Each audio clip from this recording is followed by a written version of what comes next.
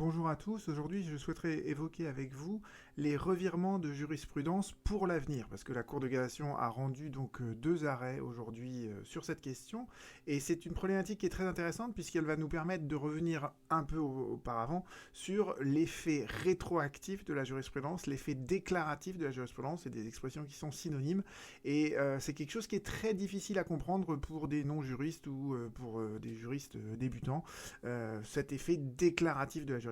Donc je vais essayer d'abord donc de vous expliquer cet effet déclaratif, cet effet rétroactif. On va ensuite analyser ces deux arrêts de la Cour de cassation qui sont donc des arrêts qui ont été rendus cet après-midi, des arrêts très importants. Ces deux arrêts qui sont absolument identiques, qui ont été publiés sur le site de la Cour de cassation. Et à travers ces arrêts, d'ailleurs, on va faire un peu de procédure civile sur les conclusions d'appel et sur la procédure de l'appel.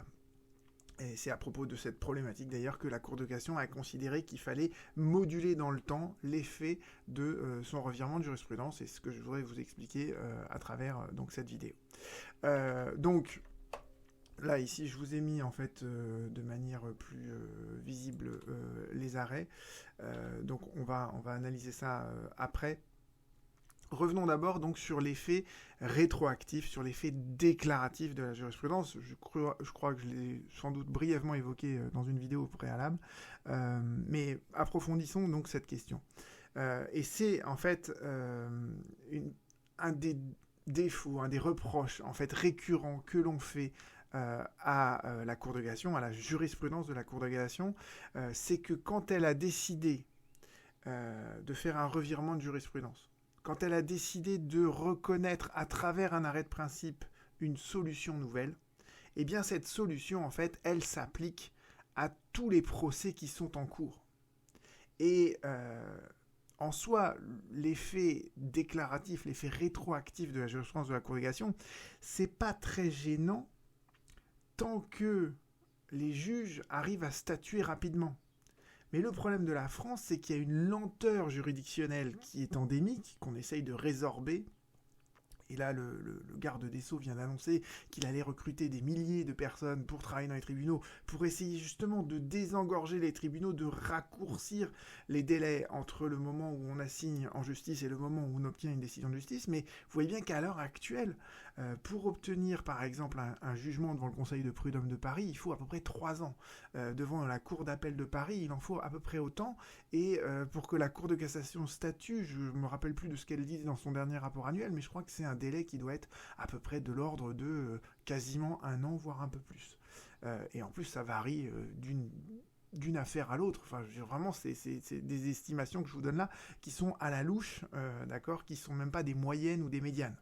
Ce qui fait que, vous voyez que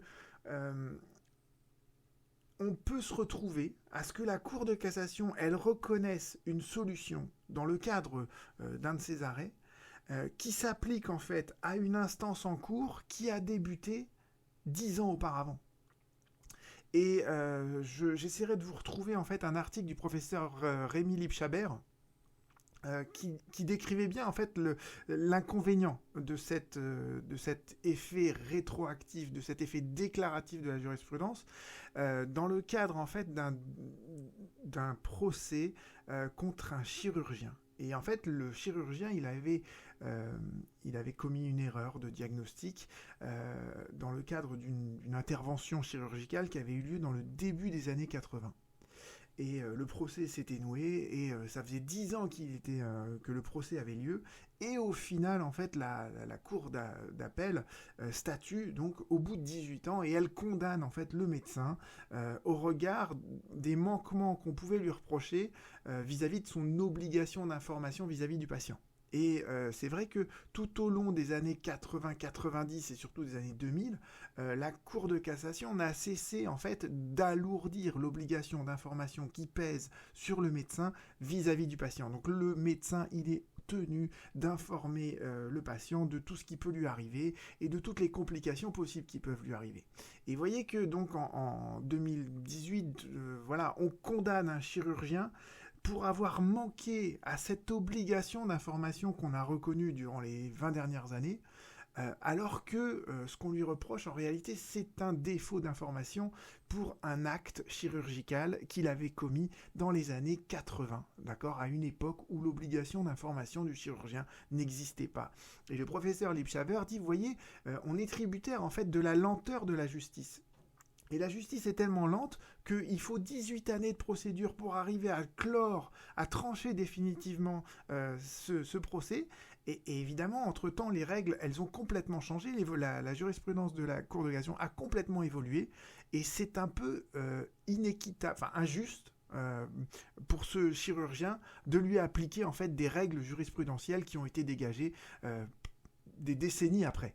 Voyez. Donc c'est ça en fait l'effet rétroactif de la jurisprudence, déclaratif de la jurisprudence. Moi je l'ai vu récemment dans un procès, dans un pourvoi que j'ai instruit, et l'assuré social, la victime, elle comprenait pas qu'on lui applique une solution de la Cour de cassation qui a été dégagée en 2007, alors que l'accident qui lui était arrivé datait de 1998. Vous voyez, il s'était écoulé 10 ans entre ce qui s'était passé avec elle et la solution de la Cour de cassation.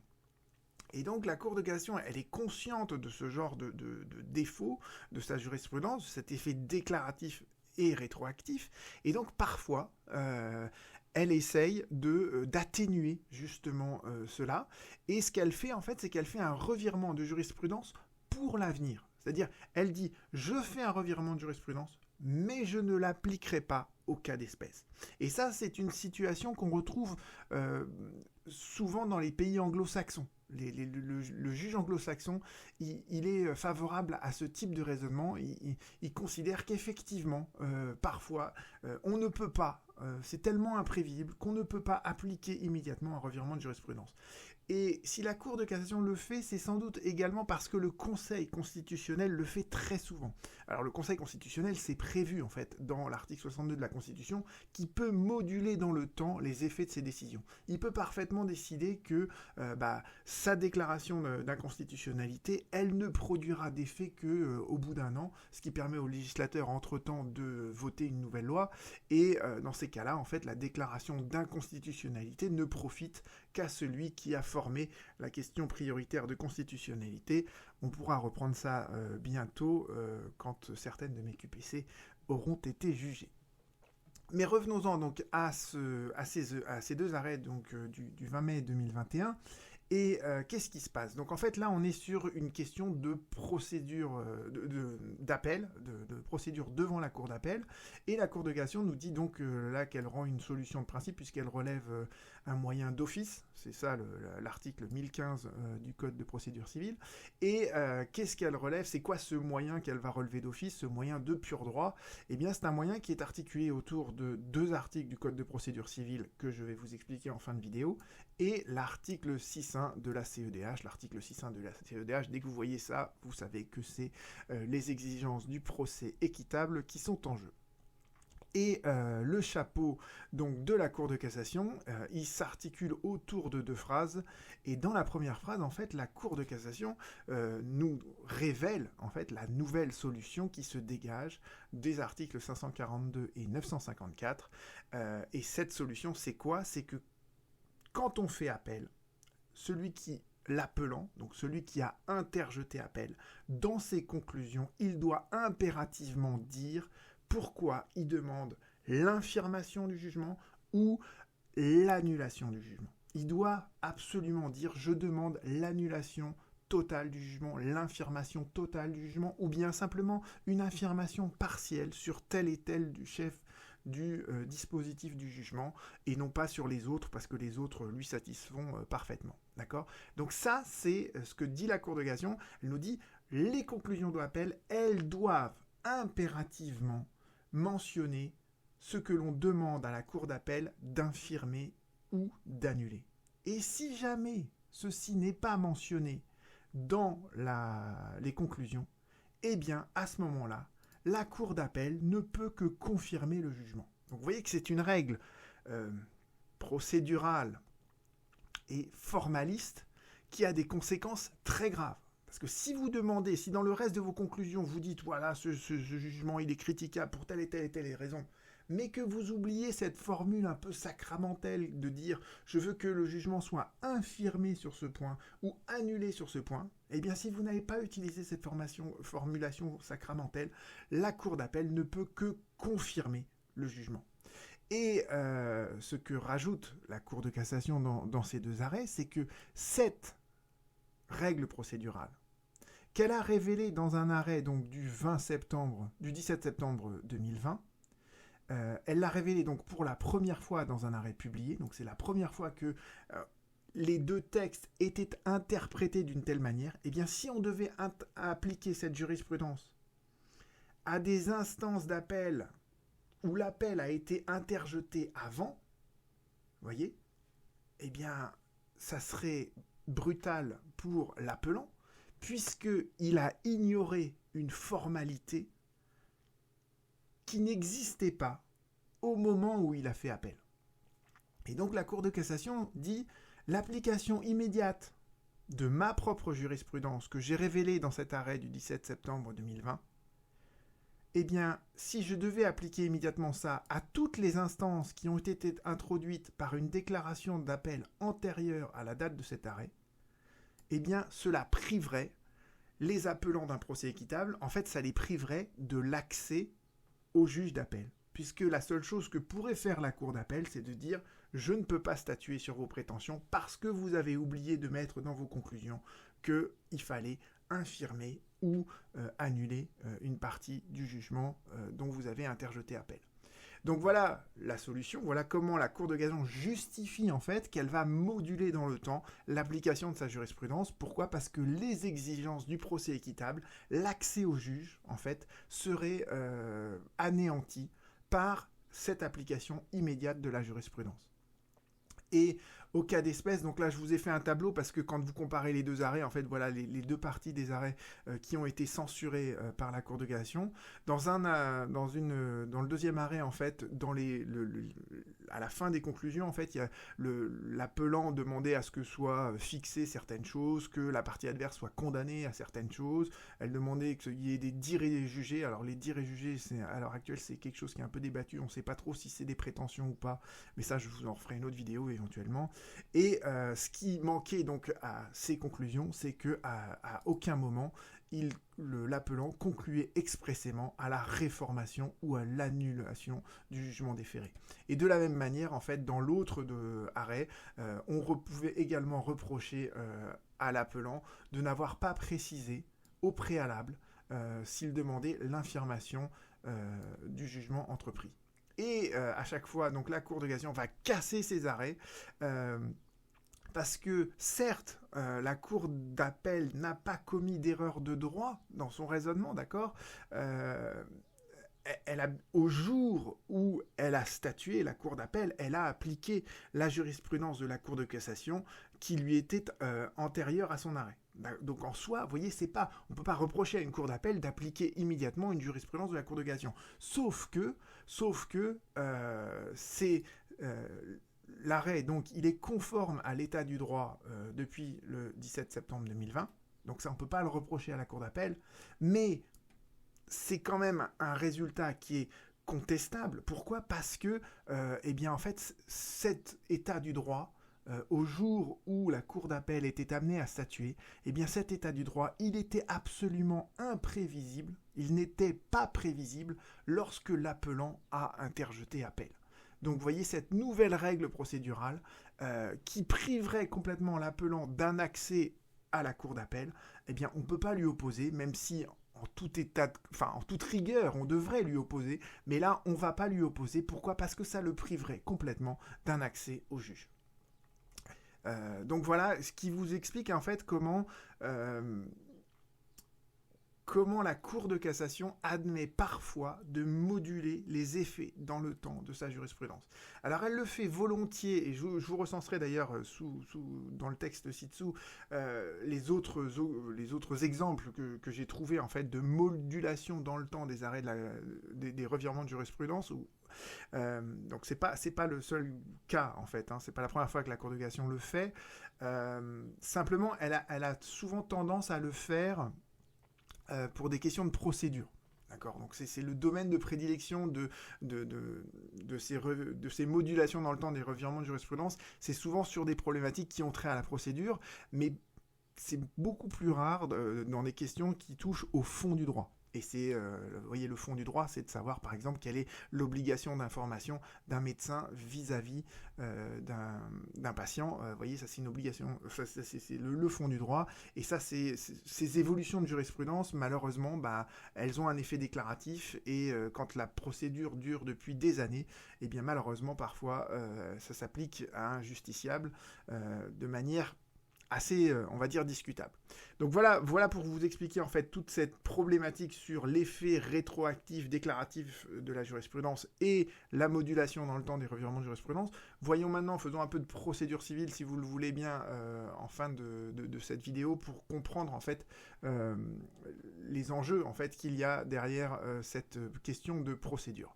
Alors c'est toujours important dans un arrêt de cassation, d'accord, de bien recomprendre ce qui a été visé pour comprendre en fait l'intérêt de l'interprétation de la solution qui est retenue par la Cour de cassation. Donc vous avez deux articles et vous allez voir l'article 542 du Code de procédure civile, il dit pas grand-chose en soi, il dit que quand vous faites appel pour deux raisons. Soit c'est pour demander la réformation du jugement, soit c'est pour demander l'annulation du jugement. Je ne vais pas rentrer dans les détails, mais en gros c'est pour ça qu'on demande en fait à ce que le jugement soit infirmé ou qu'il soit annulé. Et donc ça c'est sur les articles 542 et suivants, c'est sur la procédure d'appel en elle-même. Alors voyons maintenant les dispositions de l'article 954 du Code de procédure civile, puisque c'est à travers cet article que sont énoncées en fait toutes les exigences de forme et de fond d'ailleurs que doivent contenir les conclusions d'appel. Alors, première exigence de ces conclusions, c'est qu'elles doivent, dans l'entête, préciser quelles sont les parties, l'appelant, l'intimé, devant quelle juridiction on est, quelle est l'audience à laquelle on est appelé. Dans les conclusions d'appel aussi, vous devez impérativement mentionner toutes les pièces qui doivent être numérotées et qui doivent d'ailleurs être récapitulées sur un bordereau récapitulatif des pièces. Et moi je vous conseille, parce que souvent je vois que parfois il y a les conclusions d'un côté, le bordereau de l'autre, autant tout fusionner dans le même document, c'est plus sûr, comme ça on est sûr de pouvoir, si jamais on doit faire un pourvoi à la Cour de cassation, d'avoir dans un seul document les conclusions et le bordereau avec toutes les pièces, comme ça au moins il n'y a aucune incertitude de ce point de vue-là. Après le corps, entre guillemets, des conclusions, il est composé de quoi? D'abord d'un exposé des faits et de la procédure. Ensuite, et vous voyez là l'intérêt de cette énonciation, on doit impérativement mentionner les chefs du jugement qui sont critiqués. D'accord ? Quand vous faites un appel, vous n'allez pas forcément faire un appel de tout le jugement. Vous allez peut-être faire appel que de certains chefs du jugement. Donc vous devez bien évidemment les préciser. Et une fois que vous avez précisé ce que vous critiquez dans le jugement, vous allez ensuite donc faire votre discussion juridique avec vos prétentions et vos moyens. Et à la fin de vos conclusions, vous devez rédiger un dispositif. Et dans le dispositif, vous récapitulez vos prétentions. Et c'est très important la rédaction du dispositif. Pourquoi ? Parce que la Cour d'appel, c'est écrit ici, la Cour d'appel ne statue que sur les prétentions qui sont énoncées au dispositif. Donc si ce n'est pas dans le dispositif, vous pouvez en avoir mis des tartines dans la discussion de vos conclusions, la Cour d'appel ne statuera pas dessus, elle ne statue que sur ce qu'il y a dans le dispositif. Autre précision qui nous est faite par l'article 954, c'est que dans une procédure d'appel, parfois il y a plusieurs échanges de conclusions, et à un moment donné, le conseiller de la mise en état dit vous arrivez à vos dernières conclusions, donc vous devez faire des conclusions qui sont récapitulatives. Et pour pas que le juge s'éparpille dans les différents jeux de conclusions, dorénavant, on exige que dans les conclusions récapitulatives, on récapitule justement toutes les prétentions, d'accord ? Et le juge ne va pas statuer sur des prétentions qui se trouvent dans d'autres conclusions, des conclusions antérieures auxquelles les conclusions récapitulatives renvoient. Donc les conclusions récapitulatives, elles doivent se suffire à elles-mêmes. Et on en arrive à la partie qui est importante de cet arrêt, de cet article. À la fin de l'article, les deux derniers alinéas vous disent, voilà, si une partie, elle conclut à l'infirmation du jugement, elle doit expressément énoncer les moyens qu'elle invoque sans pouvoir procéder par voie de référence, etc. D'accord? Donc quand vous concluez à l'infirmation d'un jugement ou d'un chef du dispositif du jugement, vous devez expressément dire pourquoi vous le faites. En revanche, si vous ne concluez pas, parce qu'on peut ne pas conclure, ou si vous simplement vous demandez la confirmation du jugement, eh bien dans ces cas-là, vous pouvez tout simplement dire je demande la confirmation du jugement sans rien développer de particulier. Et dans ce cas-là, en fait, nous dit le dernier alinéa de l'article 954, vous vous appropriez les motifs du jugement. Ça veut dire qu'en fait, la cour d'appel, elle ne pourra infirmer le jugement qu'en réfutant les motifs des premiers juges, quand bien même celui qui demande la confirmation n'a pas jugé bon en fait de le développer dans ses écritures. Donc vous comprenez bien à la structure de tout ça que effectivement dans l'article 542, on vous dit bien que l'appel s'attente à l'infirmation ou à l'annulation d'un jugement. Donc il faut bien, quand vous faites appel, il faut bien que ça apparaisse quelque part que vous demandez l'infirmation ou l'annulation du jugement. Et à travers l'article 954, d'accord, on vous dit bien que quand on conclut à l'infirmation, on doit expressément énoncer les moyens qui nous conduisent à demander cette infirmation. Et voilà, il faut impérativement, d'accord, que dans les conclusions figure l'énoncé des chefs du jugement critiqué. D'accord, donc vous énoncez les chefs du jugement critiqué et vous précisez si c'est pour demander l'infirmation de ces chefs ou leur annulation. Donc, du rapprochement de ces deux textes, la Cour de cassation, dans l'arrêt donc du 17 septembre 2000, elle a dit voilà, il y a dorénavant une formule entre guillemets sacramentelle. Il faut impérativement, il est exigé, d'accord, que on précise dans les conclusions d'appel si l'on demande l'infirmation ou l'annulation du jugement, et si on ne précise pas cela, eh bien dans ce cas, eh bien la cour d'appel ne peut que confirmer en fait le jugement qui lui est déféré. Donc c'est une décision, c'est une jurisprudence qui moi me semble un peu discutable parce qu'il y a une sorte de formalisme très poussé. Et j'aime pas trop quand on doit avoir recours à des formules sacramentelles parce que on n'est jamais très loin pour le coup de ce qu'on appelle un obstacle procédural au sens de l'article 601 de la CEDH. Mais ça pourrait faire l'objet d'une autre vidéo, si ça vous intéresse, ce que l'on entend par obstacle procédural au sens de l'article 601 de la CEDH. Voilà, donc je vous remercie pour votre attention, et n'hésitez pas à me poser toutes les questions que vous avez sous cette vidéo, et à la partager auprès de vous. À bientôt.